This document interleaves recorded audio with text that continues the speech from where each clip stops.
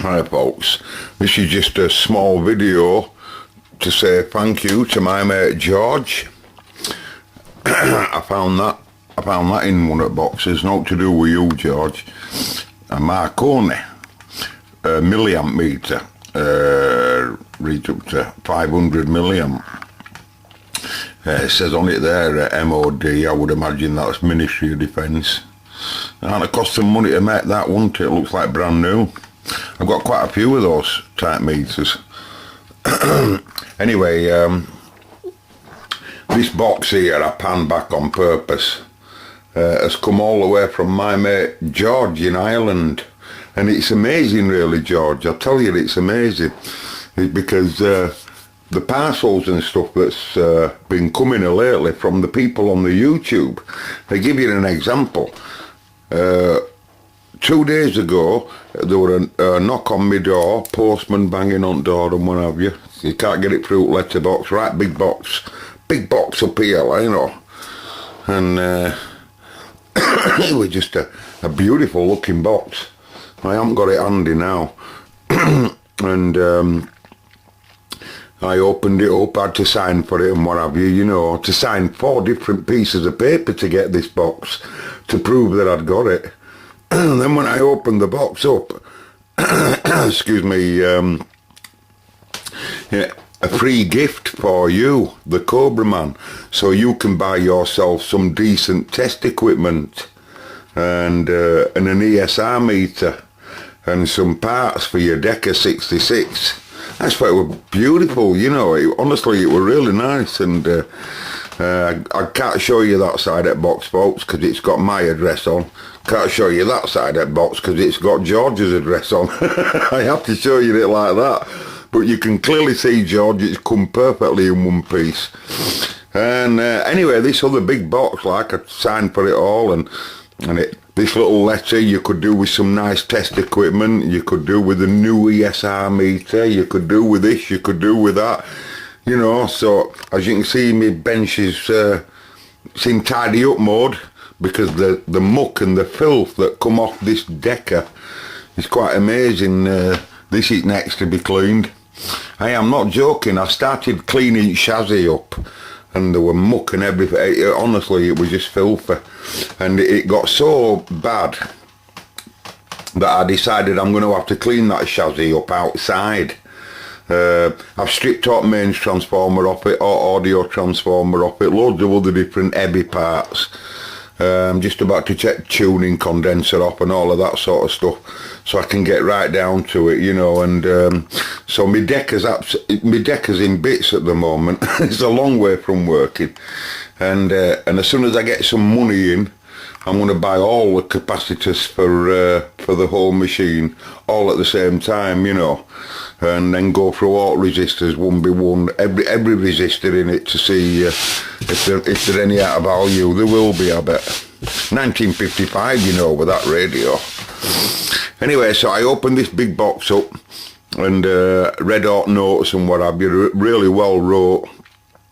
And then I got further on in, and I couldn't believe it. I found a £20 note.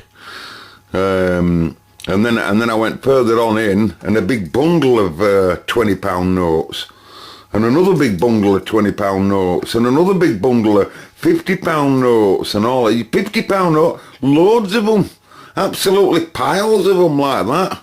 Anyway, I counted up, and they were just short of £1 million. Just short of £1 million, folks, sent to you by one of the YouTubers on here. £1 million, it was just amazing. I couldn't get over it. I was just, you know, throwing money all over the room. It was just unbelievable. And then I were online looking at the nice ESR meters and what have you. And then, you know, I heard this like ringing. It's like ringing noise, you know, and I don't know whether it were coming from within the box or what, but I could hear this ringing noise.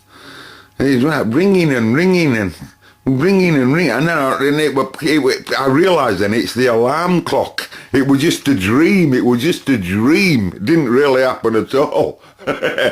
Let's open this box up, George. Stop messing about. All the way from Ireland, eh? Look at this priority mail service for the Cobra Man, the fruitcake. Just look at that for packing, eh? Just look at it. By the way, George, on my Decker, when I took my front panel off, excuse me, I took my front panel off, George, because all that wants cleaning and everything, and behind that, you know, and I could see where you live there. I could see, I know what you're on about there. They're perfectly packed to those. Look at those, folks. How could they possibly be damaged in any possible way? Look, just look at them, George. Tell me that they're possibly damaged. I think that's excellent of you, George. I think it's so nice and so warm of you. Aye, goes to trouble. I mean, these aren't George's valves, folks. George went to get these valves for me. You know, he went to get them. They got 1, 2, 3, 4, 5. They got 2 EWC83s, an EL84, an EZ81, and an EZ80. Well, my Decker wants an EZ80, and I have a reel-to-reel I'm working on that I haven't showed you any videos of it yet. Do you remember that reel-to-reel, Sean and Fred, that were blowing them tubes? Do you remember that? And as soon as I put them ECL82s in, it just blew a big hole at the bottom of it. Do you remember? Well, it turned out to be a rectifier fault. I've cured that now, and I've now got that so that it can turn on with valves in, doesn't blow its valves anymore, and it's recording, and it is playing back, but its audio amplifier's got an issue. That's brilliant. That'll be it's hard to tell because EZ80 and EL84, EZ81 and EL84 will be roughly the same size. It'll be EZ80. Do you want to make a bet? Keep it just like that. I'll bet you EZ80. He's EZ80, and one of them is an EL84 and an EZ81, and both of them are EWC83. Stand by. I were wrong as usual. I were wrong. I were wrong. Anyway, I got it wrong way around. He's the EZ80. This fella's the EZ80. It were common, you know, for writing to wear off. Really, really common. You don't have to open them. I know that there'll be EWC83s with size of them. You've got wrote on there, George, it looks like EL34. But it's an 8, isn't it? I'll tell you that because that's obvious anyway, because the only EL34 I know, I don't think there is one, there's a UL34, I think. Anyway, this is an EL84, I can tell by the look of it. And that's an 81. I can tell he's an 81. I don't know what to say to you, George. I think it's really nice of you, and I can assure you they will come in handy, George. All of them. The reel-to-reel wants an EWC83, and it wants an EZ80 or an 81. The reel-to-reel I'm working on also uses, funny enough, this is an audio output valve, the EL84, but in the Roebuck reel-to-reel I'm working on, it uses an EL84 for its oscillator, for its record oscillator. That is very unusual. I can't say as I've seen that before. It uses one of those as its record. Oh, go on. It uses it as a record oscillator. Excuse me, but and it uses an ECL82 for its audio output. That's really unusual. I'm chesty today, aren't I? Anyway, so I best get off, folks. Just a quick video to say thank you very much, George. I'll throw it round the room and see if it can take more velocity yet. Aye. It's common for them to look like they're tired like that. These run really bloody hot, folks. You know, they run really hot. You think at work that they've got to do is 300 volts going through that. Once that goes in my Decker, it's got about 320 volts to pass. You know, continuously while radio's on. Anyway, so I'm out of there, folks. Thank you very much, George. I don't know how to say thank you enough. What can I say, old pal? It's marvellous of you. Marvellous of you. Absolutely marvellous of you. Thanks, old pal. as high up the pyramid, or they've not been as successful as they could have been. Sorry about I always say that, don't I? See you later, folks. I'm out of here. Goodbye. And then I'm back again. Hey? I like to give you quality for your money, you see. You're paying for this internet, people. You're paying for this. It's only important that you see me chucks that where there's 300 volts across. You see me get thrown at other end at workshop, and then you've got something to look at, haven't you? Right, George. They're the two tubes that were in this. This is my test radio. This is a Ferranti 255. I've done loads of stuff with this. I'm using it as a learning piece. To learn me a lot about how much current certain valves want. Why does the EL84 get much hotter? Why does the rectifier get very hot, and why do the EL84s get hot? Well, there's a good reason for it, you know, but why do other receiver tubes, you know, stay cool? You know, there's one in here as well, you know, there'll be one back there as well. Anyway, so in this case, George, it uses an 81 or an 80 because they're interchangeable, as Reese told us, you know, and it uses an EL84. So I thought, well, I'll put my test unit on and show George that they are working.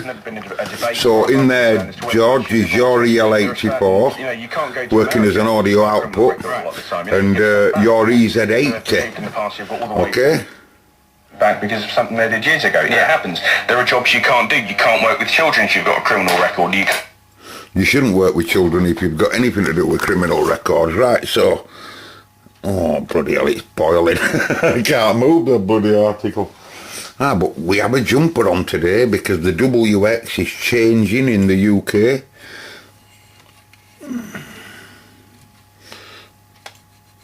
Ow. Ow. Ow, ow, ow. Go on, throw it round bloody workshop. Why don't you just sling them round and see if they can take some shock test? And here's George's EZ81, which is same valve, but just this is a full wave bridge rectifier rather than the other one being an half, you know. Wrong one. That's on and off and tone, here's volume. So here's George's full wave rectifier, all the way from Sunny Island. I mean, it's just a witch hunt. Yeah. Do you think it's because Ched Evans is a footballer? Do you think it's because he is a high-profile offender? I do actually, because, well, I'd say high profile. He perhaps have done it once or whatever, but I think the thing is, the people are saying. Yeah, they're going to come in handy then. I'll get rid of this frog. Yeah, like I said earlier, lads, I've got one of these radios perfectly together in its cabinet and everything, but I don't have no cabinet for this. And it's a shame because I think it's got a lovely audio transformer. You know, that all painted up black and all these sides chromed back up again, you know, cleaned up. Oh, you know, you could get rid of that. You don't have to have that there, you know. And because I keep thinking about this homemade valve amp, you know, single end, that's working now. That EL84, George, is working as a single-ended amplifier.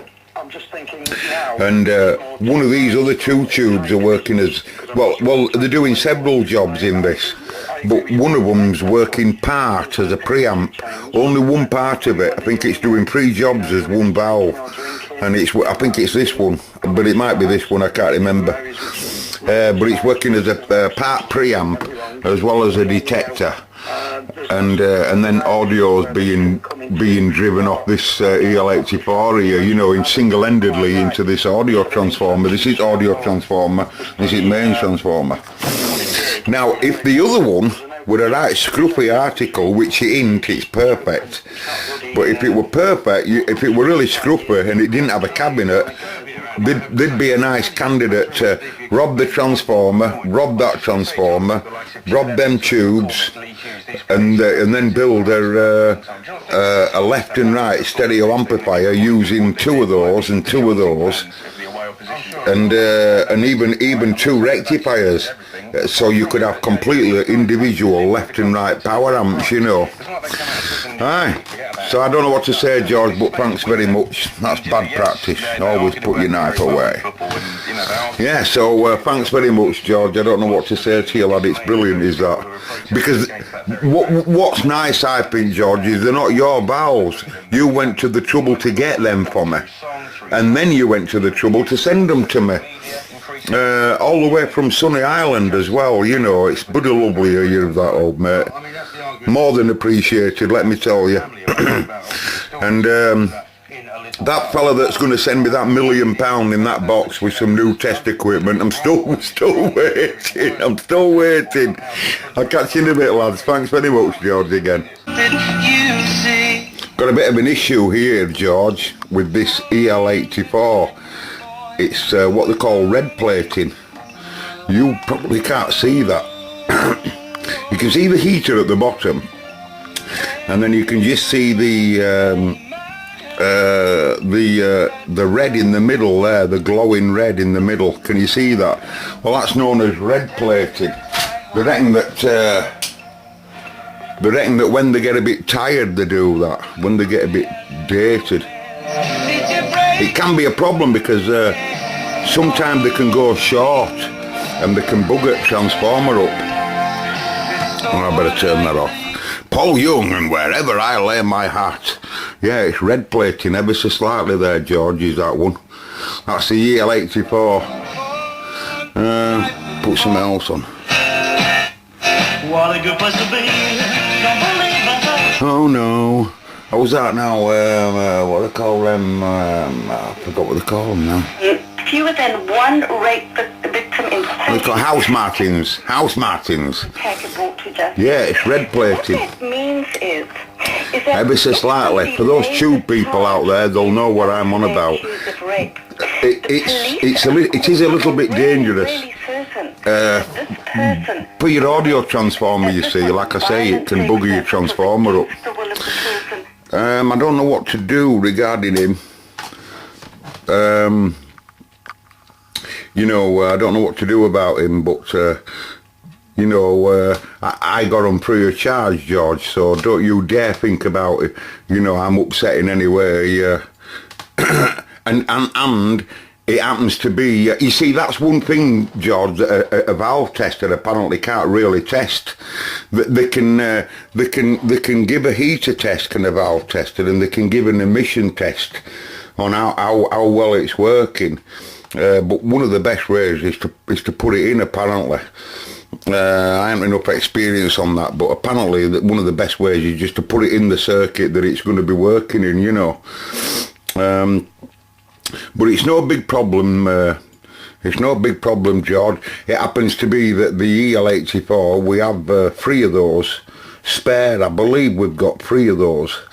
The rectifier were desperately required for 2 things. You sent 2 rectifiers, and it was 2 rectifiers I need. Can you believe that? And the ECC83s there, they'll both come in handy for several things. So the EL84, and it's a much more common tube, but they're all common actually. All of these that you've sent, they're all quite common. But yeah, anyway, I'll have to give that some studying. If anybody knows about tubes on my videos, do you have an idea of what I mean by that? Red plating, they call it red plating, don't they? And I'll catch you in a bit, folks. Thanks very much again, George, old mate. I love you like a long lost brother. All the way over there in Sunny Island, which is going to be like England soon, bloody freezing. It's getting cold here. I've got my jumper on, look at that. I think that's first jumper this year. Aye, and heating starting to be used. By the way, I got rid of my TV licence the other week. I packed my TV licence in, rung them up and told them I'm not having it no more. Your news isn't the news anymore, BBC. You tend to be a bit corrupt and a bit, I don't know whether you're liars, but you don't tell the news how the news really is. And I'm going to cancel my licence. It doesn't run out while end of this month, so I'm still allowed to have a TV, like, but I've already moved it from the workshop there and give it to my sister. It feels very good. I'm television into the room. I'm dismantling it, you know, and giving it a clean. I've got someone for that. There's no other tellies in the house. I used to have quite a lot of CRT TVs, you know, big ones, and they've all gone ages ago then. So I'm going to be tellyless. And that's because I really want to do more things, I'm not really into TV here. I don't watch it at all hardly. I could lose it. I like to have TV on when I've had something to eat, you know, when I've had my tea, or while I'm eating my tea, I like to switch telly on. And then as soon as I've had my tea, like, you know, on my dinner or whatever, I turn telly off. So it's going to be a bit weird at first, you know, getting used to that, but hey. Anyway, catch you in a little bit, ladies and gentlemen. This is the Tellyless 252, West Yorkshire, England, saying thank you again, George. That's 27 times. See you later, George, old lad, and everybody else.